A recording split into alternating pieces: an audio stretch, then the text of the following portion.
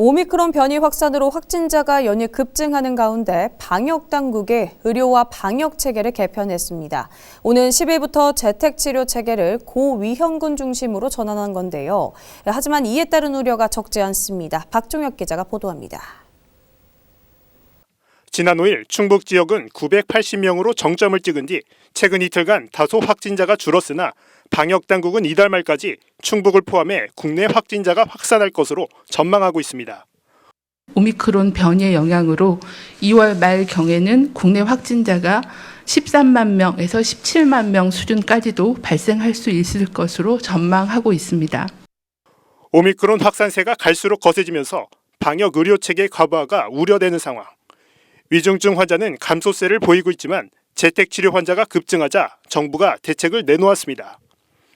특히 이번 의료대응 체계 개편 핵심은 재택치료 체계를 고위험군 집중으로 전환하는 겁니다. 오미크론의 특성과 보건소의 업무 부담을 감안할 때 고위험군의 중증 사망 방지에 집중하면서 정부와 민간이 협력하는 방역의료 체계 개편이 필요한 시점입니다. 8일 0시 기준 충북 지역에서 재택치료를 받고 있는 코로나19 확진자는 모두 1,703명. 60세 이상이거나 먹는 치료제 처방자 등 집중관리군에만 재택치료 키트가 지급되고 하루 위에 유선 모니터링도 집중관리군만 하게 됩니다. 집중관리군에 해당하지 않는 일반관리군은 오는 10일부터 의료진의 연락을 받지 않게 됩니다.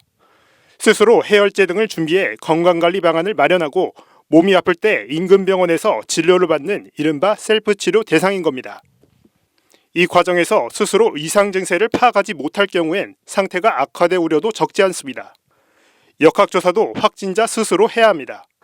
지자체의 역학조사 웹사이트에 접속해 어디서 누구와 언제 접촉했는지 물론 접촉자의 연락처까지 입력하기 때문에 정확한 감염 경로 파악이 어려울 수 있다는 지적입니다. 권역으로 묶어서 이제 감염병 전담병원을 통해서 이제 모니터링하는 일반 관리군을 관리하는 센터를 만들 거고 그 하면서 확진자가 워낙 계속 늘어날 거기 때문에 그러면 이제 일반 의료기관 병원, 동네 병원도 담아서 좀 더 확대해서 운영하는 것까지도 이제 검토해서 지금 진행 준비를 하고 있는 거고요. 오미크론 변이 확산과 함께 재택치료 대상자가 갈수록 급증하는 상황. 갑작스럽게 개편된 의료 대응 체계에 정착하기까지 의료 현장과 시민들의 혼선은 당분간 불가피할 것으로 보입니다.